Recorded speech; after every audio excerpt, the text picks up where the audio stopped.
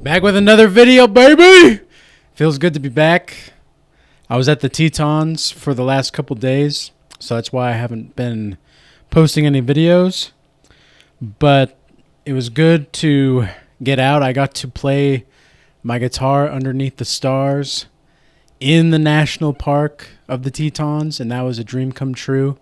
I always have this numinous quality and transcendent feeling whenever I go to a national park, but specifically with the Tetons, I always have this special place in my heart for the Tetons because so many things have happened there in my life. And one of the coolest things I got to see, I don't know if you guys saw the eclipse a few years ago, the solar eclipse, and traveled to the Tetons to see the solar eclipse there, and man, it was super cool. Just unlike anything I've ever seen. But while I was on this trip, something that I began to realize more and more, that even though I'm surrounded by all of these different kinds of travelers, even though I'm surrounded by all these different kinds of adventurers, you know, I stayed at this climbing lodge one night, and the people there were really cool. They were really chill, but you know, as I looked around, it still seemed like something was missing from their lives. It still seemed like something was, like they were trying to consume something else. And I realized that in this moment, it was that more often than not, people are going to consume more value than they create. And it's not really their fault. It's just that they haven't been really taught how to create value. And so a lot of the times people think they know what they're talking about when in reality they just heard it from this place, or they saw it on this place, or they saw it on this channel, or they saw it on whatever. And so they think they know something, but they really don't. And so what I'm encouraging you all to do right now is to realize that not everyone has endured what you've gone through. And not everybody would have endured what you've gone through. And so it is the case that sometimes, even though it's great to be around people, it's great to meet new different kinds of people. You know, I did get to meet a few different kinds of people when I was in the Tetons. But at the end of the day, you got to be careful with your energy still. You've got to be careful with who you come into contact with, and really have discernment on whether or not people are going to try to take from you. And there was this one lady that I came across in line waiting for a restaurant to open. And this lady was asking me questions and such, and then she had a specific kind of accent that I couldn't quite pinpoint. It was a southern accent, but I've been to Mississippi and I've been to Alabama, but I've never been to this place where I could hear the southern twang, but I didn't really know. So I started a conversation with her, and I asked her, she was an older lady, probably in her 70s or 60s, and she was fairly kind, but then immediately after I started talking to her, I noticed that it was almost like she was trying to latch onto my energy in that moment. And I immediately got this kind of sense of, okay, just stay in the frame, and stay chill. Because at first it seemed like it was a very, just a regular interaction, nothing major. We're both out visiting a new place. And it turns out that she was from Georgia. And it was still that southern twang, but it wasn't quite the southern twang that I'm used to. But you've got to realize also that even people that think they've got it all together, like this lady, bless her heart, but it was almost like talking to her, I could still sense that there was this lingering void in her belly and in her heart. And I had a lot of compassion for her, even though there was that kind of like attachment energy. And I realized, I was like, okay, she's codependent. She's not a narcissist, that's for sure, but she is codependent. And once you get to a place on your healing journey, on your spiritual journey in general, when you're able to like dissect and recollect, okay, what kind of attachment does this person have, you're going to be a lot more understanding of how to interact with people. And yeah, so this person was a codependent person, which I would say that she, this is the craziest thing about like traveling, is like you'll see people that are seemingly sophisticated on the outside. They've got their whole stuff together. They've got their life together, it looks like, on the outside. And then you start talking to them and you hear the stress levels in their voice. You hear the proclivity they have to see certain situations. And at first glance, it may not seem like it's a certain kind of attaching energy, because to other people that aren't on the spiritual journey, it's just a regular conversation. Oh, I got to meet this nice person. But if you're spiritual, you understand that things are spiritual. And I do feel as though I was meant to have a conversation with this woman and give her some inspiration of life. Like, the world isn't as cold as it may seem. And this is something that I want to encourage you guys to think about as well. The world is not as cold as it seems. If you have yourself together. If you have yourself together, if you have your life in order, if you have what you know is best for you on the table, what else could you want? Like, what else could you ask for? And a lot of the times, I've realized that people are just set up to fail in our society. And it's not necessarily their fault, but it is necessarily their responsibility to realize that it just isn't quite it. This just isn't quite what they're looking for. This life that they thought they wanted isn't quite it. And if they there's still time. There's still time to realize this. But at the end of the day, if you are to realize the superfluousness of your own situation, it's going to be entirely up to you. That's it. And a lot of the people may work for their materialistic things. They may work hard for their materials and qualities, but as far as the spiritual aspects of life go, a lot of people are poor in their spiritual health and wellness. And it's kind of sad, but I've also just realized that it's like, we're not blind as spiritual people. We're not blind. We can see just fine. As Jesus says, those that have eyes to hear, eyes to see and ears to hear, they will understand the messages that are being transmitted from him through his parables. And that is definitely the case for practically all of the people that I've come into contact with.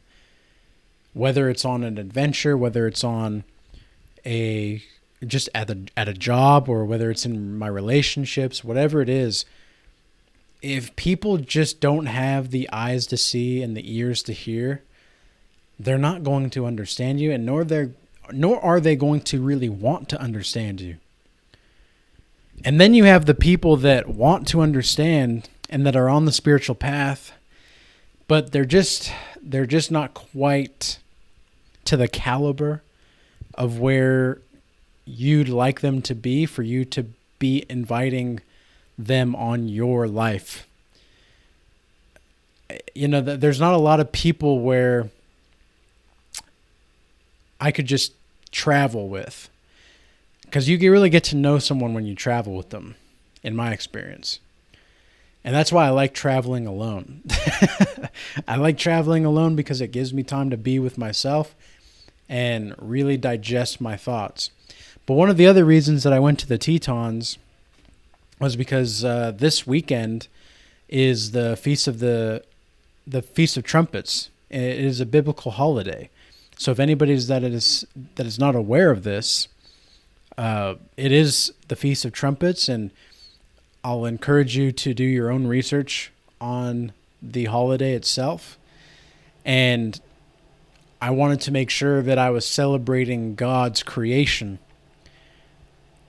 but also more so celebrating the Creator by witnessing the creation. And I think the Tetons were, for me, are some of the most important creations of God that I have ever seen. It's funny, I don't get teary-eyed at a lot of things, but for some reason with nature and landscapes, I have this tendency to get overwhelmed by the beauty sometimes.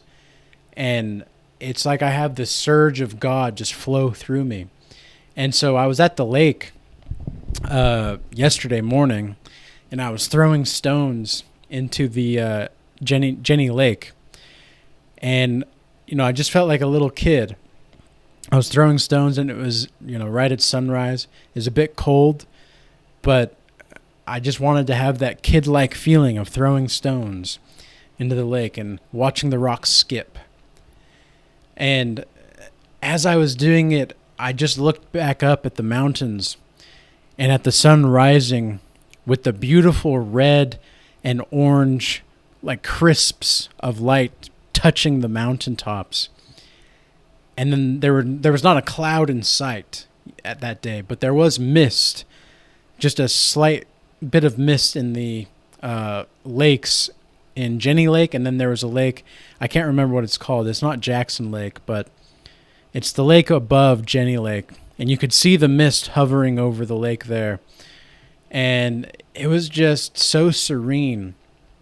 And it reminded me of the importance of just being in nature and being grounded in nature, and realizing that not a lot of people are going to be able to understand or appreciate God's creation because they're so worried about taking their selfies, or they're worried about how people are going to get snacks or whatever here and there along the route. And these are the kinds of conversations I overheard as I was walking about. And people aren't even just they're in the national park and they're just not even looking at it. They're not even looking at it. Their minds are elsewhere. And it is what it is, but this is why a lot of people are not going to understand your journey, people, because you're far more aware and you're far more self-aware of where you've come from and where you've been and where you plan to go. And they're not going to understand because they don't even understand themselves. Let's be real. They don't even understand themselves.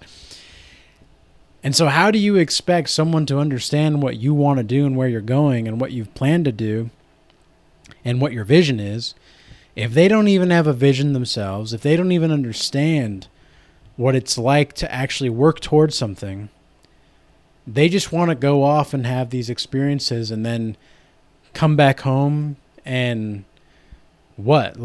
One of the reasons why I haven't taken a vacation in so long is because I wanted to make sure that I had a certain amount of money saved up before I did. That way, if I go on a vacation and I come back, I'm not going to be thinking about, now I'm broke. Now I don't have money. Now I'm poor. I don't like having that mindset, because when I was little, even though we did go on vacations, and it was very stressful though as a family when we did go on vacations sometimes, but when we did go on vacations, we came back, we splurged out on the vacation materialistically, but then we got back and it was just meh. Like we had to have peanut butter and jelly for like 5 days before we got to go back to the grocery store. And so it really wasn't like worth it. Like, was it worth it? I don't know. Like maybe, but what's the point of going on a vacation if you can't really afford it? And even while I was on this trip at the Tetons, like I was working. I didn't take any days off. I got up early to go to the gym, and immediately after the gym, I left for the Tetons, stayed there, hung out there for another day or two, came back, went back to the gym immediately. And throughout the trip, like I was journaling, I was writing down ideas, I was creating. Like I said, I played my guitar underneath the stars and I had a new song idea. So like it wasn't like I wasn't just chilling. Like I wasn't just on vacation. I was actually trying to get certain kinds of inspiration. And so this is one of the benefits of going on adventures when you can actually afford them, is when you can actually get certain kinds of inspiration. And you can actually treat yourself the way that you want to be treated and not have to worry to come back and be like, oh, well, now I have to have PB&J for 5 days. It's like, nope, I'm just right back on the horse. I'm right back on the grind, and I'm ready to go. I'm focused. I'm locked in. I'm refreshed, and I'm feeling freaking amazing right now, to be honest. Like I'm feeling very clear-minded, clearly relaxed, and motivated, and just at peace, really. Like that was really needed for me. I haven't really been out of the valley that I live in for a few months since I was on my business trip in April to Arizona, but it was just really nice to get out. It was just really nice to be somewhere and to just explore. That's part of being a man too, is to explore. And I love being single in some ways as well, because I can just go. I can just be spontaneous if I want to. And it's just great to be on that kind of adventurous lifestyle where I know I'm putting in the work. I know I'm getting back on my grind, but I'm still able to do the things that I want to do and actually afford it. Actually know that I don't have to worry too much about things because I know I've done the work beforehand. I know this is earning something. And a lot of people don't want to earn things nowadays. They just want to get it. Oh, give me this. I want it. Well, how bad do you really want it? That's going to be the question that you have to ask yourself. And I know that that's a cliche thing to say, but it's true. It's absolutely true. And in conclusion, and just in closing, I have an announcement that I'd like to make. I'm going to be making a session where we get together online. One session is going to be all males, and this session is going to be a couple weeks out. I'm going to set a date here, either today or tomorrow, and then I'm going to set another session date where we meet online, and this is going to be for males and females. So the first one will be for just males. We can talk about semen retention, talk about any kind of spirituality, progress that is pertaining particularly to males, relationships, whatever. The question is going to be open Q&A, basically. And it's going to be a classroom format. And this is going to be part of the Regal Change Academy. I'm going to be updating my website here to put on more information as well. And I'm also going to be one other thing. When I make the announcement, just send me an email and I'll put the link in the announcement when I make that community post later. But I want to do this because I think it'll be really beneficial, not just for the people that are watching videos like this, but I think the goal overall will be to elevate and help people grow closer to the Most High in a more dignified, profound way, in any way that we can make connections together. And then the session with males and females, it'll again just be another kind of Q&A session, classroom setting, where we get together and we can communicate. This is going to be much different from my one-on-one consultations. My one-on-one consultations, it's far more personal, whereas these sessions are going to be more like group-like spiritual therapy sessions, I guess you could say. So I'll be making that announcement either later today or tomorrow. And with that being said, I hope this message was useful and insightful. And until next time, peace be with you.